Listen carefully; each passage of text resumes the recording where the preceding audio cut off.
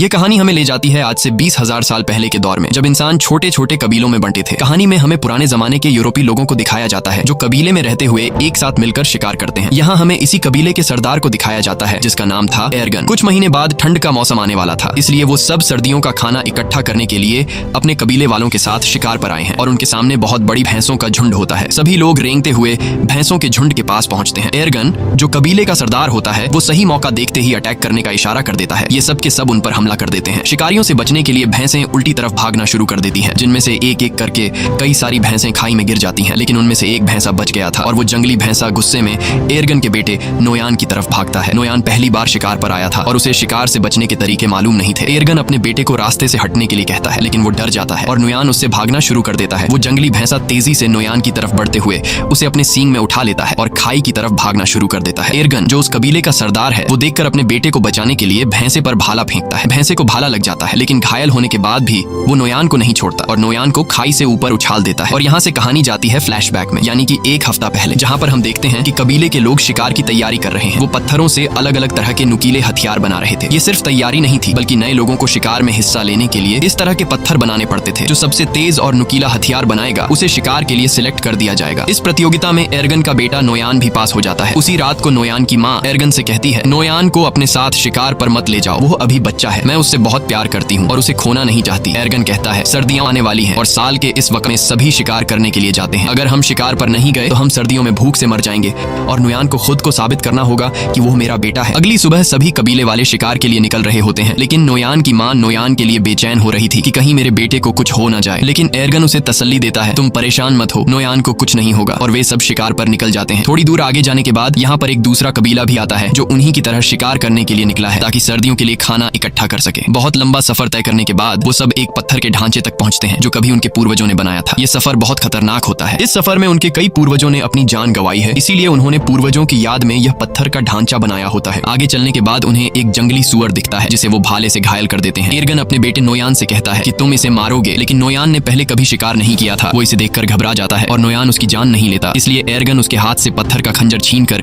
जंगली सुअर को मार देता है। और उसके बाद एर्गन अपने बेटे से कहता है, तुम इतने कायर निकलोगे, ऐसा मैंने कभी नहीं सोचा था। यहाँ सिर्फ ताकतवर जिंदा रह सकते हैं, यही जंगल का कानून है। रात के अंधेरे में जब ये सब अपने शिकार को खा रहे होते हैं तभी कुछ अजीब सी आवाजें सुनाई देने लगती हैं, जिससे एर्गन सभी को होशियार रहने को कहता है। तभी वहाँ अचानक एक शेर आता है और उनमें से एक लड़के को उठाकर ले जाता है। अगली सुबह वो उस लड़के की याद में एक छोटी सी समाधि बनाते हैं और शिकार की तलाश में आगे का सफर तय करते हैं। लेकिन कई मीलों का सफर तय करने के बाद भी उन्हें कोई शिकार नहीं मिलता। पूरा दिन चलने के बाद रात को ये सब एक गुफा में रहने का फैसला करते हैं, जहाँ एर्गन अपने बेटे नोयान के हाथ में तारों के कुछ टैटू बनाता है और उसे बताता है कि ये तारे तुम्हें रात को आसमान में दिखेंगे और जब तक उनका पीछा करोगे तो वापस अपने घर पहुंच जाओगे। दरअसल ये एक तरह का नक्शा है कि उनका घर किस तरफ है, यानी अगर कोई शिकार के दौरान भटक जाए तो वो इस नक्शे का सहारा लेते हुए अपने घर वापस पहुंच सकता है। सुबह होने के बाद एक बार फिर से ये शिकार की तलाश में निकल पड़ते हैं और तभी उन्हें जंगली भैंसों के पैरों के निशान दिखते हैं, जिसे देखकर सब खुश हो जाते हैं। अब ये जंगली भैंसों का शिकार करना शुरू करते हैं और यहाँ वो सीन आता है जब एक जंगली भैंसे ने नोयान को पहाड़ी से उछाल दिया था। कहानी वापस प्रेजेंट में आती है, जहाँ दिखाया जाता है कि जब नोयान को चट्टान से उछाला गया तो वो नीचे जा गिरा, लेकिन वो चट्टानों के बीच एक पत्थर को पकड़कर लटक जाता है। एर्गन जल्दी से वहां पहुंच जाता है और अपने बेटे से कहता है, हिम्मत मत हारना, मैं तुम्हें बचा लूंगा। लेकिन तभी वो पत्थर टूट जाता है जिसे पकड़कर नोयान लटका हुआ होता है। नोयान चट्टानों से टकराता हुआ नीचे गिरता है और चट्टानों के बीच में बने हुए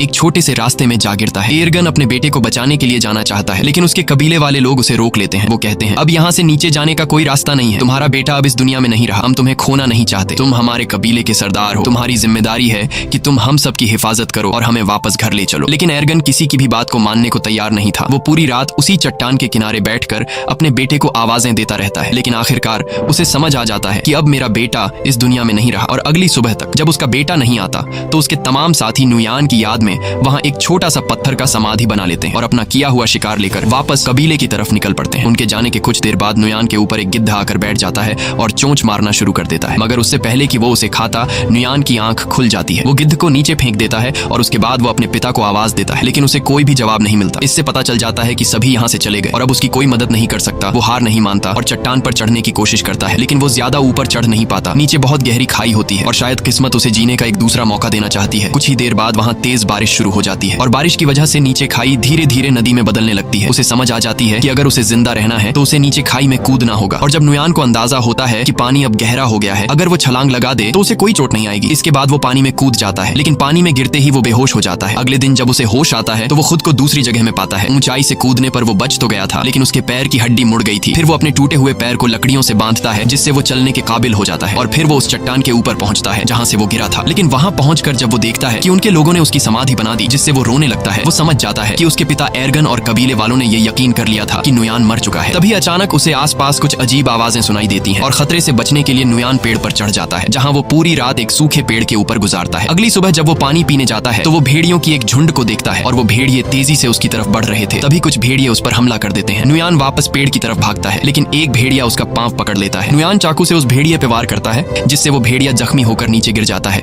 और नुयान जल्दी से पेड़ पर चढ़ जाता है। सारी रात भेड़िए नीचे उसका इंतजार करते हैं, लेकिन जब सुबह होती है तो सब भेड़िए जा चुके होते हैं। सिर्फ वही जख्मी भेड़िया वहां पर मौजूद होता है, जिसे कल उसने चाकू से मारा था। नुयान सबसे पहले अपने चाकू से अपने लिए एक भाला बनाता है और भेड़िए को मारने जाता है, लेकिन जख्मी भेड़िए को मारते वक्त उसे रहम आ जाता है और वो उसे मारने का इरादा बदल देता है। इसके बाद वो पहले उसके मुंह को पट्टी से बांध लेता है और फिर उसे उठाकर उस गुफा में ले जाता है जहां वो अपने कबीले के साथ एक रात ठहरा था। अगली सुबह उठकर वह जड़ी बूटी ढूंढने निकल पड़ता है और फिर उन जड़ी बूटियों को पीस कर अपने पैर पर लगाता है। इसी बीच जब वह पानी पी रहा होता है तो वह देखता है कि भेड़िया अपने मुंह पर बंधी रस्सी को खोल चुका है। ये देखकर पहले तो वह घबरा जाता है, लेकिन फिर नुयान आराम से उसे पानी देने जाता है। भेड़िया उसे अपने पास आता देखकर डर जाता है, लेकिन नुयान कहता है, मैं तुम्हें कुछ नहीं कहूंगा, मैं तुम्हारी जान बचाना चाहता हूँ। जिसके बाद भेड़िया पानी पी लेता है। अब भेड़िए को भी समझ आ जाता है कि मुझे इससे कोई खतरा नहीं है। नुयान ने जो जड़ी बूटी अपने पैर के लिए तैयार की थी वह अब भेड़िए के जख्म पर लगा देता है, और उसी वक्त नुयान वह कीड़े भी उसे देता है जो वह खुद खाता है। अब आहिस्ता आहिस्ता उन दोनों के बीच एक रिश्ता बनने लगता है। शाम होने से पहले नुयान एक खरगोश का शिकार कर लेता है, क्योंकि उसने कई घंटों से कुछ भी नहीं खाया था। रात को बड़ी मुश्किल से वह आग जलाकर उस खरगोश को पका लेता है और उसमें से कुछ हिस्सा भेड़िए को भी दे देता है।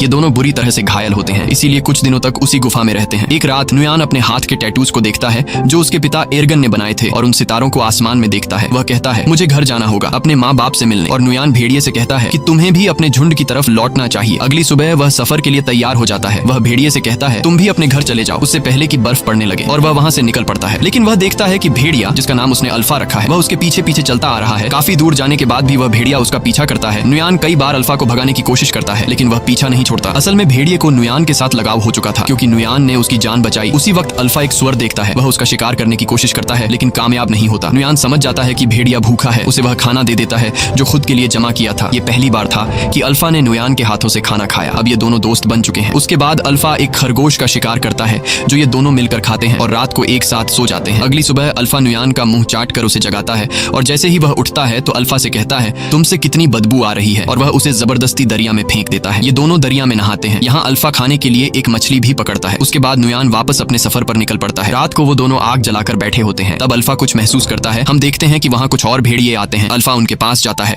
दरअसल यह अल्फा का परिवार है। नुयान समझ जाता है। वह उसे कहता है कि तुम्हें अपने परिवार के साथ जाना चाहिए, और भेड़िया उनके साथ चला जाता है। अगली सुबह नुयान फिर अपने सफर पर निकल पड़ता है। अब ठंड बढ़ चुकी होती है, चारों तरफ बर्फ बरस रही होती है, और नुयान उसी बर्फ में आगे बढ़ता है। तभी दूर से वह देखता है कि कुछ भेड़िए एक मरे हुए शिकार को खा रहे हैं, जिसमें अल्फा भी शामिल होता है। अल्फा को उसके साथी शिकार नहीं खाने देते हैं। नुयान उसे पहचान लेता है और दौड़कर अल्फा के पास जाने लगता है। तभी दौड़ते वक्त अचानक बर्फ टूट जाती है और नुयान उसमें गिर जाता है। दरअसल यह एक जमी हुई झील होती है। अल्फा को जब पता चलता है तो वह उसकी तरफ दौड़कर भागता है। वह उस बर्फ को कूदकर तोड़ने की कोशिश करता है, लेकिन बर्फ की परत काफी मोटी होती है, इसलिए वह इतनी आसानी से नहीं टूट पाती। पानी के अंदर नुयान की सांसें फूलने लगी थीं। फिर वो जैसे तैसे करके अपना चाकू निकालकर बर्फ की परत को तोड़ लेता है और पानी से ऊपर निकल आता है। और अब एक बार फिर से ये दोनों मिल चुके हैं। नुयान ठंड से बचने के लिए जल्दी से आग जला देता है और अपने कपड़े उतार कर शरीर को गर्म करता है। फिर अगली सुबह अल्फा को साथ लिए नुयान अपना सफर जारी रखता है। थोड़ा सा आगे चलकर उसे एक आदमी दिखाई देता है, जिसे देखकर वह बहुत खुश होता है। लेकिन जब करीब जाकर देखता है तो पता चलता है कि यह आदमी ठंड से जमकर मर चुका होता है। ये देखकर उसे बहुत दुख होता है। उसके बाद नुयान उस आदमी के टेंट के अंदर चला जाता है, लेकिन वहाँ उसे कुछ भी जरूरत का नहीं मिलता। जिसके बाद नुयान उस आदमी का तीर कमान ले लेता है और आगे बढ़ने लगता है। तभी वह देखता है कि उनके पीछे लगड़बग्घे उनका शिकार करने के लिए आ रहे हैं। वो दोनों अपनी जान बचाने के लिए दौड़ने लग जाते हैं और एक गुफा में घुस जाते हैं। वो लगड़बग्घों से तो बच जाते हैं, लेकिन अब वो उनसे भी खतरनाक जानवर के घर में घुस गए थे। दरअसल यह गुफा एक ब्लैक पैंथर की होती है। तभी ब्लैक पैंथर नुयान पर हमला कर देता है, लेकिन उससे पहले कि वो नुयान तक पहुंचे अल्फा उस पर हमला कर देता है। जब वह दोनों लड़ रहे होते हैं तो इस बीच नुयान अल्फा को कमजोर देखकर ब्लैक पैंथर को तीर मार देता है, जिससे वो मर जाता है। अल्फा बच तो गया था, लेकिन ब्लैक पैंथर से लड़ते लड़ते कई सारी चोटें आई थीं। इसके बाद नुयान अल्फा के जख्मों पर मरहम लगाता है और उसकी जान बचाने के लिए उसका शुक्रिया अदा करता है और उससे कभी न छोड़ने का वादा करता है। अगली सुबह एक बार फिर से वो दोनों अपने सफर को जारी रखते हैं। कई मील सफर करने के बाद आखिर आखिरकार नुयान को वो समाजी मिल जाती है जो उनके पूर्वजों ने बनाई थी। उसे देखकर वो बहुत खुश हो जाता है और उसे पता चलता है कि वो अब तक सही रास्ते पर चल रहा था। अब वो अपने कबीले से ज्यादा दूर नहीं, जल्द ही वो अपने कबीले के पास पहुंच जाएगा। तो अब फिर से सफर जारी रखता है, लेकिन थोड़ी दूर जाने के बाद अल्फा गिर जाता है। कमजोरी और जख्मों की वजह से वो अब चलने के काबिल नहीं था। नुयान बिना टाइम जाया किए अल्फा को अपनी गोद में उठाकर कबीले की तरफ बढ़ने लगता है। बर्फीला तूफान बहुत तेज था और कई हफ्तों से नुयान सफर कर रहा था, इसीलिए अब उसे आगे सफर करने में बहुत मुश्किल पड़ रही थी। लेकिन वो हिम्मत नहीं हारता और आहिस्ता आहिस्ता कबीले की तरफ बढ़ता है। एक जगह पहुंचने के बाद उसे दूर से अपना कबीला दिखाई देने लगता है। इस दौरान उसके पिता को भी पता चल जाता है कि दूर से कोई आ रहा है। इतने दिनों बाद अपने घर को देखकर उसकी खुशी का कोई ठिकाना नहीं था। उसके बाद जैसे तैसे करके वो अपने कबीले तक पहुंच जाता है और वहीं पर गिर जाता है। नुयान को देखकर उसके माता पिता दौड़ कर आते हैं। उसे देखकर उन दोनों को यकीन नहीं होता कि ये हमारा बेटा है। वो दोनों मान चुके थे कि हमारा बेटा मर चुका है, लेकिन अब उसे जिंदा देखकर वो बहुत ज्यादा खुश हो जाते हैं। फिर नुयान अपने पिता से कहता है कि अल्फा को बचा लीजिए। यह कहकर नुयान बेहोश हो जाता है। कुछ घंटे बाद जब उसकी आंख खुलती है तो वो अपने घर में होता है। उसके माता पिता और कबीले के लोग चारों तरफ बैठे हुए होते हैं और अल्फा भी उसके पास में ही लेटा हुआ था। लेकिन यहाँ उन्हें पता चलता है कि अल्फा ने कुछ बच्चों को जन्म दिया है। ये देखकर नुयान चौंक जाता है। यानी अल्फा एक भेड़िया थी और प्रेग्नेंट होने के बावजूद अल्फा ने सफर पर नुयान का एक एक कदम पर साथ दिया। ये देखकर नुयान उसे अपने गले लगाता है और दिल ही दिल में उसका शुक्रिया अदा करता है। अब कहानी के एंड में हम देखते हैं कि कुछ हफ्ते बीतने के बाद अल्फा के बच्चे अब काफी बड़े हो चुके हैं। यह एक नए दौर की शुरुआत होती है। यहाँ इंसानों ने जानवरों से भी दोस्ती करना शुरू कर दी है। आखिर में ये दिखाया जाता है कि नुयान कई मुश्किलें झेलने के बाद आखिरकार घर पहुंच गया और अब अल्फा और उसके बच्चे भी उसके साथ थे। इसी के साथ कहानी खत्म हो जाती है। अगर वीडियो आपको पसंद आई हो तो हमारे चैनल को जरूर सब्सक्राइब कीजिए।